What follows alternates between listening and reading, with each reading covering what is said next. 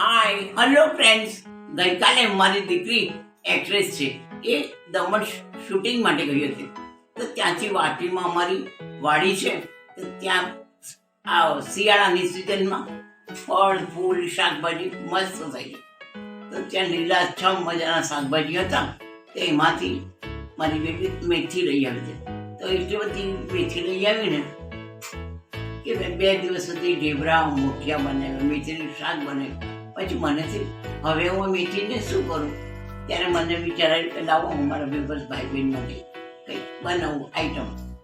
તો દોસ્તો, આજે હું તમારી માટે મેથીની ખારી એ રેસીપી લઈને શેર કરવા આવી છું. તમે જરૂરથી આ રેસીપી પણ બનાવજો અને શેર કરજો. અને મારી ચેનલને જો લાઈક શેર સબસ્ક્રાઈબ ન કર્યું હોય તો જરૂરથી પ્લીઝ તમે મને સપોર્ટ આપજો અને જરૂરથી તમે લાઈક શેર અને સબસ્ક્રાઈબ કરજો. તો દોસ્તો, હવે મેઇન વાત કે આ મેથીની ખારી એક એવી રેસીપી છે કે જે ખૂબ જ સુંદર અને સ્વાદિષ્ટ છે. ખાવામાં બહુ મજા આવે છે. બહારથી ગ્રીસથી અંદરથી મુલાયમ અને નમકીન. તો દોસ્તો, બજારમાં તો મળે છે ખારી, પણ એ મેદાના લોટની નોર્મલ ખારી મળે છે. ત્યારે આજે હું નરેન્દ્રભાઈના રસોડામાં એક મસ્ત મેથી નાખીને અને મેથી મસાલા નાખીને ચટપટ સુંદર રેસીપી લઈને તમને ખૂબ જ ભાવશે, ગમશે. આ આપણે કોઈ ટ્રાવેલિંગમાં ગયા હોય તો પણ આને લઈ જઈને તમે લઈ જાઓ તો બહુ મજા આવે છે. અને ઘરે ચા નાસ્તો કરવો હોય તો એમાં પણ ચા સાથે ખાઈ શકાય, લંચ બોક્સમાં આપી શકાય, જે રીતે તમારી યુઝ કરશે ઘણા એનો ઉપયોગ થાય. તો દોસ્તો, ચાલો તો આજે આપણે બનાવીશું મેથીની ખારી. અને એ પણ દોસ્તો ઘઉંના લોટની મેથી મસાલા નાખીને. તો ચાલો આ ખારી કેવી રીતે બનાવવાની ચાલો આપણે જોઈ લઈએ.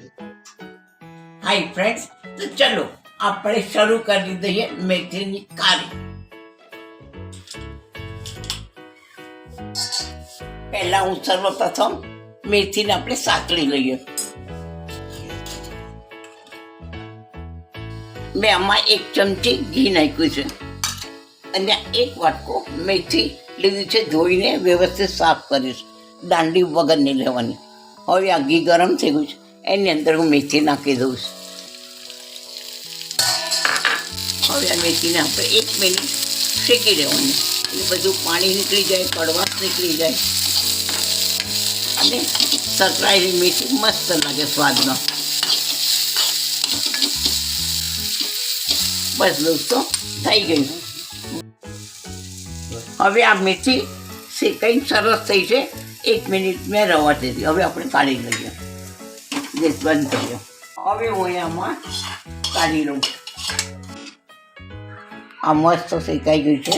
શું સુગંધ આવે છે, સ્વાદ તો જબરો હશે જ. હવે આની અંદર આપણે મેં 1 વાટકી રોટલીનો ઘઉંનો લોટ લીધો છે, એ આપણે એડ કરશું. હવે મેં એને કુરકુરી ક્રિસ્પી બનાવવા માટે મેં થોડી સોજી લીધી છે. તો હવે આપણે એ પણ મિક્સ કરવાની. હવે આપણે એની અંદર જે તીખાશ જોઈતી હોય એ પ્રમાણે મરચું નાખવાનું, લાલ મરચી પાવડર,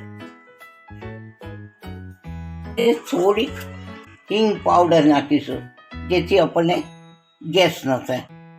હવે મોટી મેઇન વાત છે મોયણ એવું વ્યવસ્થિત નાખવાનું કે આપણો લોટ મુઠ્ઠી વળે. બસ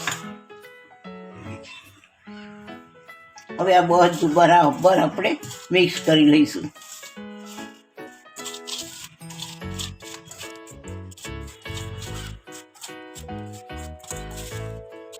લો, મોયણ તો મજાનું સરસ થઈ ગયું.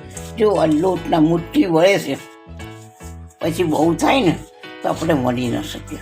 તો દોસ્તો, આ લોટ આપણે પરોઠા બનાવીએ કે ભાખરી બનાવીએ એ ટાઈપને બનાવો.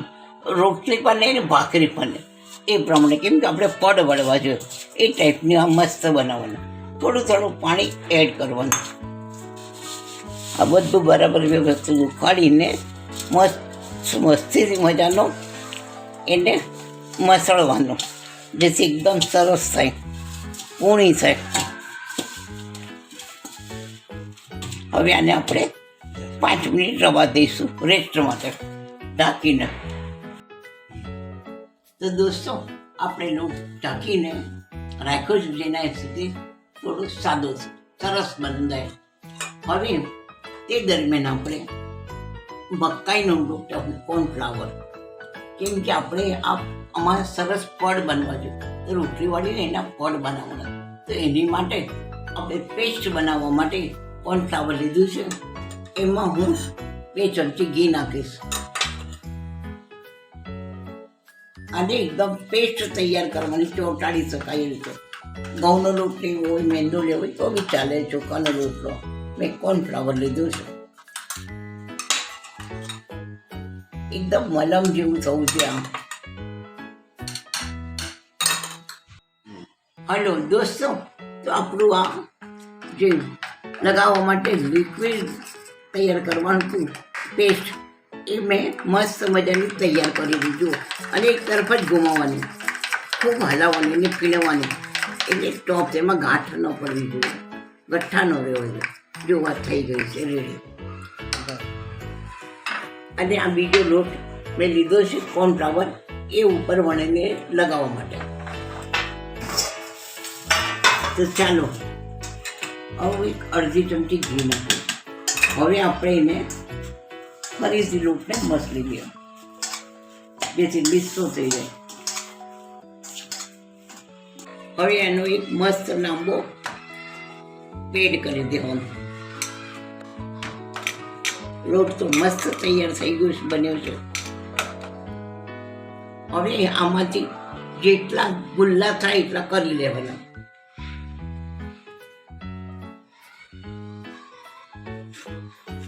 આ એક રેડી થઈ ગયું. હવે આપણે આમાંથી 3 થશે. હવે બીજો એક કાપી લઈએ. આ 3 રેડી થઈ ગયા. હવે આને આપણા ગુલ્લા રેડી કરશું. આ રીતે રેડી કરવાનું, ગોળ કરીને પછી એને સહેજ દબાવી દો અને સાઈડમાંથી વ્યવસ્થિત કરજો. આ રીતે હવે બીજું કરી લો. હવે આને આપણે વચ્ચેથી દબાઈ દઈશું. આવી રીતે સાઈડમાંથી કરવાનું. મસ્ત પેડ તૈયાર થવું જોઈએ. જો બીજો તૈયાર. હવે ત્રીજો કરીશું. તો ચાલો દોસ્તો, આ 3 આપણા લોયા તૈયાર થઈ ગયા છે. હવે થોડોક સ્લાઇડ આપણે લોટ નાખવાનો, થોડું, જેથી ચોટે નહીં. હવે આને થોડું કવર કરીને આપણે કરવાનું છે. હવે એને રોટલી જેવી મોટી રોટલી વણી લેવાની.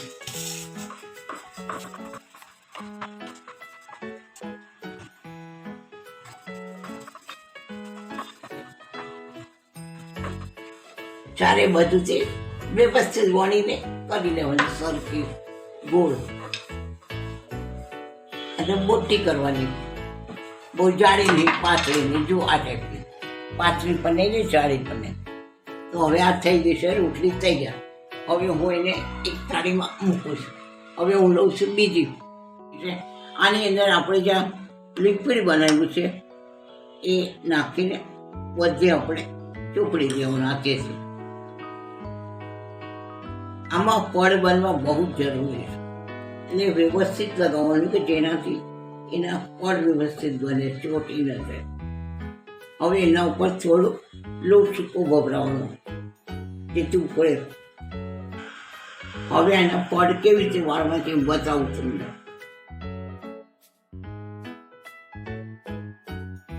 બે બાજુ 2 સાઈડના લગાવી દેવાના.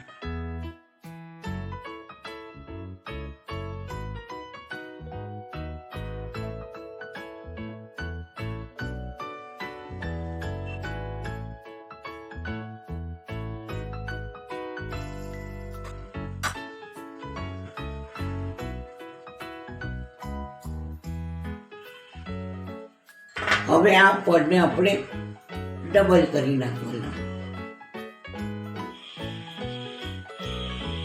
જો થઈ ગયા ને પડ. હવે સાઈડમાંથી ખુલે નહીં લોટ તેલમાં બધું નીકળી ન જાય એ રીતે એને ફિટ કરવા. હળવા છે તે બેલન ફેરવવાનું.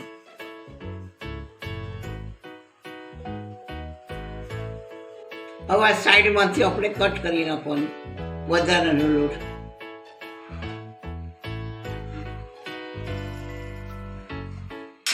આપણા લોટમાં મિક્સ કરી દેવાનું.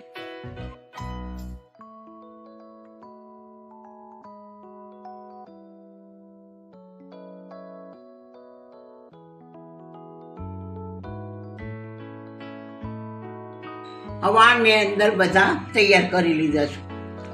હવે આને આપણે એક સાઈડ મૂકી દઈશું. આ રીતે આ ટાઈપના કરવાના રોલ કાપીને. હવે હું બીજી રોટલી લઉં છું. એ રીતે બધી રોટલીઓને કરી નાખો. બસ એટલું બધી. હવે આ રીતે બધી રોટલીને આપણે કરી લેવાના. આ હવે મેં રોટલીમાંથી તૈયાર કરીને ખારી તૈયાર કરી છે. જોઈ લો આ ટાઈપની મસ્ત. હવે આ બધી બનાવી છે. હવે આપણે ગેસ ચાલુ કરીને મેં તેલ મૂક્યું છે, જે અંદર વ્યવસ્થિત તળાય એ રીતે તેલ મૂકવાનું. હવે આ તેલ ગરમ થશે ત્યારે આપણે એમાં ખારી નાખીશું. હવે મિત્રો આપણે તેલને જોઈ લે કે એક્ઝેક્ટ બરાબર ગરમ થયું છે કે નહીં. તેની માટે મેં થોડું લોટ નાખું છું, જેથી આપણને ખબર પડે. જો ઉપર આવી જાય તો તેલ થઈ ગયું સમજવાનું. હવે આ અંદર આપણે 2-3 ખારી તળવા નાખીએ.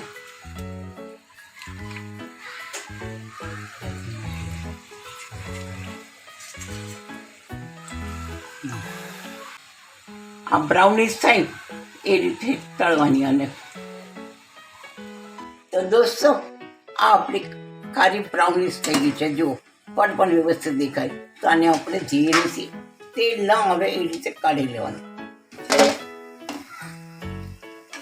જો હવે આપણે આ રીતે બીજી ખારી તળી લઈશું.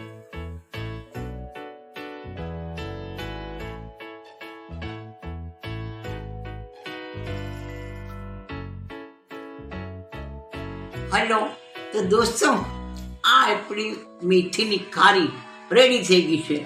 અને સાથે મસ્ત મજાની કડક મસાલાદાર ચા છે.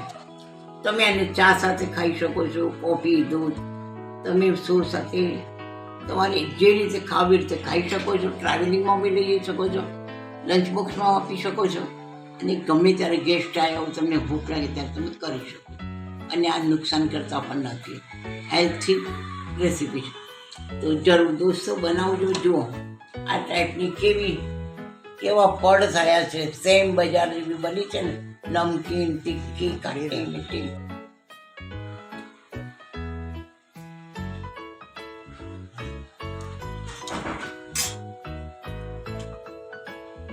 તો હું તમને એક તોડીને બતાવું છું.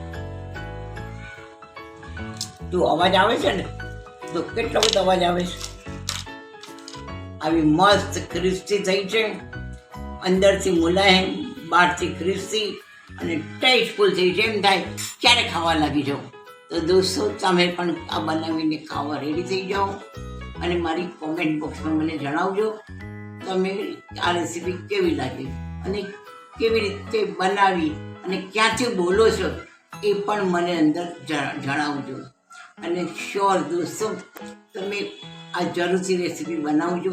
અને જે રીતે તમે મારો વિડીયો જુઓ છો એ રીતે તમે બનાવી જોજો. અને મને સપોર્ટ કરજો, લાઈક શેર કરજો અને સબસ્ક્રાઈબ કરજો. મને તમારા સાથની જરૂર છે. તમે જ મારું કિસ્મત છો. તો દોસ્તો જરૂરથી આ બનાવજો.